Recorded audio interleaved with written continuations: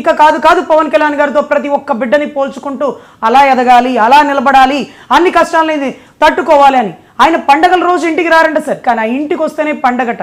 నిన్న రోజు చూశారు కదా, ఆయన ఓడిపోయినప్పుడు కూడా తన తల్లి దగ్గరకో తన అన్న దగ్గరకో పోలేదు సార్, కానీ గెలిచి ఆ సంతోషాన్ని తన అన్న పాదక్రాంతి చేసినప్పుడు ఇట్లాంటి తమ్ముడు ఉండాలరా, ఇట్లాంటి అన్న ఉండాలరా, ఇట్లాంటి వాడు రాష్ట్రానికి నాయకుడు లాగా ఉండాలన్నారు.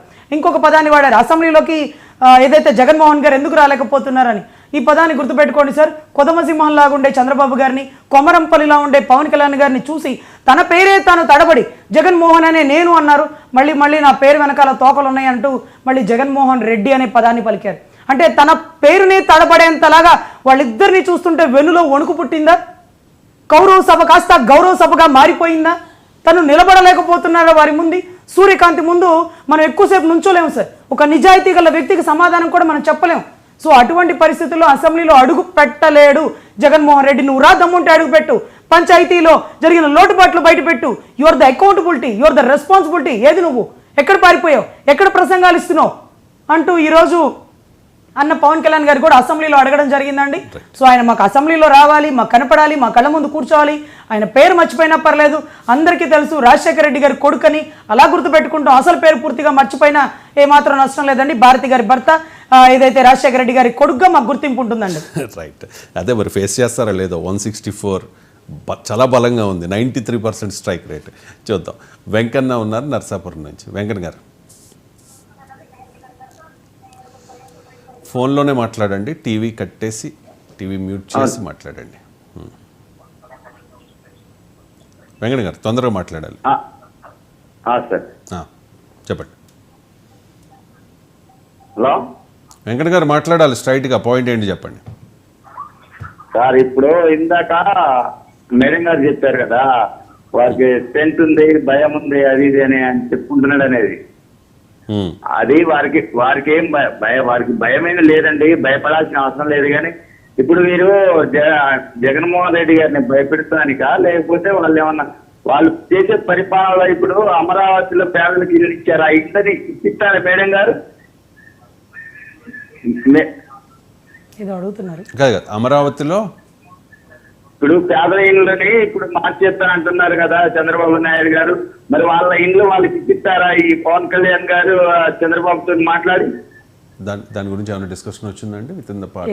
ఎక్కడ పేద ఇళ్ళు ఎక్కడండి, ఎక్కడున్నాయి? అంటే అమరావతిలో జగన్మోహన్ రెడ్డి అప్పుడు అమరావతిలో ఇప్పుడు పేదలకు పంచి ఇండ్లు ఇచ్చారు కదా, ఆ ఇండ్లని ఇప్పుడు ఇవ్వమంటున్నారు కదా. కూల్చేసిన ఇల్లు అండి, ఏదంటే జగన్మోహన్ రెడ్డి గారి ఇంటి వెనకాల పేదలు కూల్చేసిన ఇల్లు గురించి మీరు మాట్లాడుతున్నారా?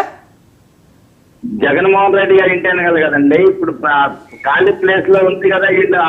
అప్పుడు అందరు కలిసి కూటమిగా కొనుక్కున్నారు కదా, వాళ్ళ ఎమ్మెల్యేలు ఎంపీలు కొనుక్కున్న స్థలాలు ఉన్నాయి కదా, వాటిని జగన్మోహన్ రెడ్డి గారు పేదలకు ఇచ్చారు కదా. మరి పేదలకు ఇస్తారా, అది ఇల్లు కట్టిస్తారా, లేకుంటే దాన్ని క్యాన్సిల్ చేసి ఇంకెక్కడన్నా ఇస్తారా? అమరావతి రాజధాని నిర్మాణం కోసం రైతులు ఇచ్చిన 33,000 ఎకరాల్లో కొన్ని ఎకరాలని పేదలకు జగన్మోహన్ రెడ్డి గారు కేటాయించి పట్టాలు కూడా ఇచ్చారు. ఆ పట్టాల మీద జగన్మోహన్ రెడ్డి గారు ఫోటో కూడా వేసుకున్నారు. సో ఇప్పుడు చంద్రబాబు నాయుడు గారు అధికారంలోకి వచ్చారు కాబట్టి ఆ అమరావతి ప్రాంతంలో రాజధానిగా ప్రపంచంలోనే ద బెస్ట్ రాజధానిగా అమరావతిని తీర్చిదిద్దుదామనే ఆశయంతో ఉన్న చంద్రబాబు నాయుడు గారు ఆ పేదలను అక్కడ ఉండనిస్తారా, లేకపోతే వేరే చోటకు తరలిస్తారా? ఇదే కదా మీ ప్రశ్న? అంతేనా? అదేనా మీ ప్రశ్న? రైట్ అండి, నాకు తెలిసి దాని గురించి ఏదో డిస్కషన్స్ జరుగుతూ ఉన్నాయి. త్వరలోనే ఏదైనా ఒక నిర్ణయం. కోర్టు ఆర్డర్ పెండింగ్ ఉంది సార్, ఆ రోజే ఇచ్చేసి ఉండే వాళ్ళు. కోర్టులో స్టే ఉంది కాబట్టి అప్పటికప్పుడు ఆపారు. సిఆర్డిఏ చట్ట ప్రకారం ఏది ఎక్కడ ఉండాలనేది అక్కడ ముందుగానే నిర్ధారించింది సార్. అక్కడ ఏదైతే ఒక క్యాపిటల్ ఇష్యూకి సంబంధించిన ఫ్యాక్టరీస్ అవి పెట్టాల్సిన ప్లేస్ లో ఈయన పేదలకు ఇల్లు ఇవ్వడం జరిగింది. అక్కడ అలా ఉండకూడదు, అది సిఆర్డిఏ పరికి విరుద్ధం అంటూ హైకోర్టులో స్టే ఇచ్చారు సార్. లేకపోతే అప్పుడే జోగి రమేష్ గారు వాళ్ళ సంబంధించిన నాసిరకపు కాంట్రాక్ట్ తో ఇల్లు కట్టేసి ఉండేవాళ్ళు. అలా ఇవ్వకూడదు, అది చట్ట విరుద్ధం అని అప్పుడే ఆపారు. దాని గురించి డిస్కషన్ చేస్తారు సార్. వాళ్ళు ఎక్కడో విజయవాడ వాళ్ళకి, ఏలూరు వాళ్ళకి ఇక్కడ ఇల్లు ఇచ్చారంట సార్. వాళ్ళు అక్కడి నుంచి ఈ ఇళ్ల కోసం రాలేరు కాబట్టి వాళ్ళ ఆధార్ కార్డు ప్రకారం వాళ్ళు ఎక్కడెక్కడ ఉంటున్నారు, వాళ్ళకి ఎక్కడెక్కడ ఉపాధి కావాలి, ఎక్కడెక్కడ అవకాశాలు వాళ్ళ ఇల్లు కావాలనేది చూసి ఉప ముఖ్యమంత్రి గారు ముఖ్యమంత్రి గారు వాళ్ళకి ఊరికి చెరువులో ఇల్లు కట్టిస్తే కదా సార్ అక్కడి నుంచి వెళ్ళి పని చేసుకోవాలి. ఇల్లు ఇక్కడ ఉంటుంది, పని మాత్రం విజయవాడలో ఫ్యాక్టరీలో పని చేస్తారు. దారిని పోయే ఛార్జీలకి అయిపోతే ఇక్కడికి వచ్చే అద్దెలు. సో ఖచ్చితంగా వాళ్ళకి ఎక్కడైతే ఇల్లు ఇవ్వాలో ఆ పరిసర ప్రాంతాలు ఇల్లు ఇస్తారు సార్. ఇక్కడ మాత్రం ఇవ్వకూడదు, ఇది సిఆర్డీఏ చట్టానికి విరుద్ధం. ఆయన కావాలని ఇలాంటివి పురుగొల్పారన్న విషయం అప్పుడు ప్రభుత్వాలు గ్రహించినాయి, లేకపోతే అప్పుడు న్యాయస్థానాలు గ్రహించినాయి సార్. నాకు తెలిసి ఆల్రెడీ నిన్న కలెక్టర్ సమీక్షలో కూడా దీనికి సంబంధించి ఏదో సార్ 100% చర్చకు వచ్చినట్టుగా అప్పట్లో బస్సులు వేసి వాళ్ళందరినీ కూడా అమరావతి అంతా తిప్పారు సార్. ఇక్కడే మీకు ఇస్తున్నాము దళిత ఓటింగ్ అంటూ. కానీ వాళ్ళందరూ విజయవాడ వాళ్ళు, గుంటూరు వాళ్ళు అమరావతి నడిబొడ్లో అక్కడ ఇల్లు కట్టుకుంటే అక్కడి నుంచి వాళ్ళు పనులకు ఎట్లా వెళ్తారు సార్? పనులు చేసుకునే వాళ్ళకే ఇల్లు ఇస్తున్నప్పుడు పనికి దగ్గరలో ఉండాలి కదా. జగన్మోహన్ రెడ్డి ఉద్దేశపూర్వకంగా అక్కడ జగన్మోహన్ రెడ్డి గారు అక్కడ కొంపలో కుంపటి అనే కార్యక్రమం ఉంటుంది చూడండి, అలాంటి కార్యక్రమం అక్కడ పెట్టారు. అమరావతిలో గొడవలు జరగాలని, ఒకటే రాజధాని ఉండాలని ఒక పక్కన 3 రాజధానుల ఫ్లెక్సీలు ఒక పక్కన, ఈ 2 రకాల మధ్యలో న్యాయస్థానాలు జరిగినాయండి అప్పట్లో. రైట్, ఫైనల్గా ఒక క్వశ్చన్ అడుగుతున్నా. కూటమి హామీల బాధ్యత నాదే అని మీ అన్న మీ పవన్ కళ్యాణ్ గారు ఎన్నికల ప్రచారంలో చెప్పారు, నాదే హామీ అని చెప్పి. ఇప్పుడు ఆ హామీలు ఏమయ్యాయి అని చెప్పి ప్రతిపక్షాలు కాదు, ప్రతిపక్షం ఒకే పక్షం 11 మంది ఉన్నారు, దానిలో కొంతమంది మాత్రమే ఈ మధ్య అంటే మీరు అబ్జర్వ్ చేసి ఉంటారు, చాలామంది స్వరాలు 90% డౌన్ అయిపోయాయి. ఎక్కడెక్కడో అప్పుడప్పుడు పేర్నానో లేకపోతే అంబటి రాంబాబు మాత్రమే మాట్లాడుతున్నారు, మిగిలిన వాళ్ళందరూ సైలెంట్ అయిపోయారు, మొత్తం కామప్ అయిపోయిన పరిస్థితి. పోనీ వాళ్ళు అడిగే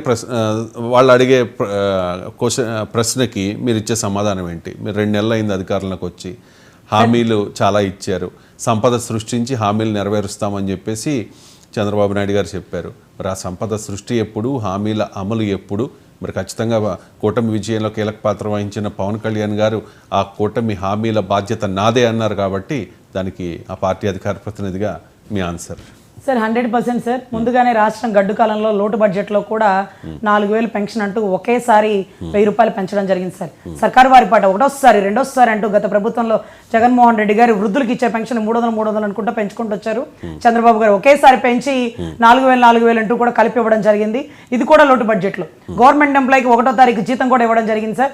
మా హస్బెండ్ కూడా ఒక గవర్నమెంట్ ఎంప్లాయ్ కాబట్టి మేము చెప్తున్నాం, ఏ రోజు మాకు 10, 12 ఆ టారీఖులో వచ్చేది ఏకంగా 1వ తారీఖు వచ్చింది సార్. చాలా వరకు అందరం సేవ్ అయిన పరిస్థితి. అదే రకంగా ఇకపోతే హామీలు అంటున్నారు, సంపదని సృష్టి అంటున్నారు. రాష్ట్రం ఎంత లోటు బడ్జెట్లో ఉంది అంటే నిన్నటి రోజు చంద్రబాబు గారు అసెంబ్లీలో చెప్పారు, ఒక ఎమ్మెల్యే వచ్చి రోడ్లు వేయించమంటే కనీసం రోడ్లు వేయించడానికి కూడా డబ్బులు ఇవ్వలేని పరిస్థితిలో వచ్చాను. ఈ 40 సంవత్సరాల రాజకీయ ప్రస్థానంలో ప్రతిపక్షంలో ఉన్న, ముఖ్యమంత్రి హోదాలో ఉన్న ఎప్పుడు ఇలా జరగలేదు, ఇంత లోటు బడ్జెట్లో జరిగింది, వీటన్నిటినీ కూడా అధిగమించే రోజు రాబోతుంది అన్నారు. అదే రకంగా సంపద సృష్టిస్తారా అన్నారు. వియత్నాం అనేది ఒక చిన్న కంట్రీ సార్, ఒక చిన్న కంట్రీ, ఆ తర్వాత పేద కంట్రీ అంటున్నారు. కానీ అటువంటి వియత్నాం ప్రెసిడెంట్ గారు కూడా ఆంధ్ర క్యాపిటల్ అమరావతిలో 1000 ఎకరాలు స్మార్ట్ సిటీ కడతానన్నారట. నిన్నటి రోజు ఆ ఇష్యూ మా దగ్గరకు వచ్చిందండి. చంద్రబాబు గారిని కలవడానికి, భేటీ అవ్వడానికి వస్తున్నారట. నిన్నటి రోజు మా పర్యాటక శాఖ మంత్రి కందుల దుర్గేష్ గారిని కూడా కలిశారు. అదే రకంగా వియత్నాం ప్రెసిడెంట్ చెప్పారు, ఏదైతే బుద్ధిజానికి సంబంధించి మేము ఆ భారతదేశంకి వచ్చి చూడాలంటే ఒక బుద్ధగయానే చూస్తాము, ఇక పైన ఆంధ్ర స్టేట్ క్యాపిటల్ అమరావతి కూడా వీక్షించాలి, వియత్నాం నుంచి డైరెక్ట్ ఫ్లైట్ గన్నవరానికి ఇద్దరు వైజాగ్కి కూడా వేయించబోతున్నామంటూ కూడా ప్రపోజల్ నడుస్తుందంట సార్. అంటే ఈ గడ్డు కాలంలో రాష్ట్రాన్ని బయటకు తీసుకొచ్చేది అమరావతి సార్. దేవతల రాజధాని అమరావతి సంపదని సృష్టిస్తుంది, తనంతడు తానే సంపదని సృష్టిస్తుంది సార్. సెల్ఫ్ ఫైనాన్స్డ్ అంది. సో అటువంటి పరిస్థితుల్లో చిన్న కంట్రీనే ఇంత దత్తత తీసుకొని స్మార్ట్ సిటీ కడతానంటే ఆస్ట్రేలియా, సింగపూర్ కంపెనీలు, అన్ని కంపెనీలు, ఫ్యాక్టరీలు వస్తే ఢిల్లీని తలతన్నే రాజధాని ఈరోజు అమరావతిగా మారబోతుంది సార్. ఒక పక్కన చెప్తున్నారు మీరు హామీల గురించి, 100% హామీల విషయంలో 2 months it's too early to ask అని చెప్పి కేతిరెడ్డే వాళ్ళ నాయకులకు చురకలు అంటించి కూటమికి సపోర్ట్ గా ఆయన మాట్లాడారు. 2 నెలలు అయింది కదా, కంగారు పడతారు ఎందుకు అని చెప్పేసి ధర్మవరం మాజీ ఎమ్మెల్యే. సో అంటే ఆయన ఏదో అనుకున్నారు, ఆయన అర్థం చేసుకుని ఉండొచ్చు, ప్రజలు అర్థం చేసుకోవాలి కదా. ఒక 2 నెలలు అయింది సార్, ప్రతిపక్ష నేతలే మాట్లాడుతున్నారు, ప్రజలు కళ్ళ ముందు అర్థం చేసుకుంటున్నారు. జీతం తీసుకుంటానన్న పవన్ కళ్యాణ్ గారే నేను తీసుకోలేను, ఇంత లోటు బడ్జెట్ లో ఉంది, ఇన్ని స్కీమ్లా అంటుంటే అరే రేపు వీళ్ళు ఎలా నడుపుతారా ప్రభుత్వం అని ప్రజలే బాధతో వేచి చూస్తున్నారు కానీ ప్రశ్నించట్లేదు సార్. కేవలం దుర్మార్గంగా 2 months అయింది. మీకు ఎంత టైం ఇవ్వాలి? 6 months 1 year? 2 years? సార్ ఈ రోజు ఇక రాగల 6 నెలల లోపే మీకు సంపదను సృష్టించడం జరుగుతుంది. ప్రతి పథకం ఇంప్లిమెంట్ అవ్వలేదని మీరు ఎందుకు అంటారు? డిఎస్సి రిలీజ్ అవుతుంది, మెగా డిఎస్సి రిలీజ్ అయింది, పెన్షన్లు పెంచారు, పెన్షన్లు 3 సిలిండర్లు ఆగస్టు 15న మరొక 3 పథకాలు, మరొక 3 హామీలు నెరవేర్చబోతున్నామంటూ చంద్రబాబు గారు స్టేట్మెంట్ ఇచ్చారు సార్. సార్ గడ్డు కాలంలో అమరావతినే సంపద సృష్టిస్తుంది, ప్రజలే అర్థం చేసుకుంటారు. ఇక ప్రతిపక్ష నేతలు ఏదో మాట్లాడాలి కాబట్టి మాట్లాడతారే కానీ ఇక సబ్జెక్ట్ ఉండదు. ఇక్కడ మాట్లాడాల్సింది ఢిల్లీ పోయి మాట్లాడి వచ్చే పెట్టుబడులు రానికుండా ఆపుతున్నారు, రాష్ట్రాన్ని ఎదగనీకుండా ఒదిగిస్తున్న వ్యక్తి గౌరవ పాపం ఏదైతే జగన్మోహన్ రెడ్డి గారు అన్న విషయాన్ని మరొకసారి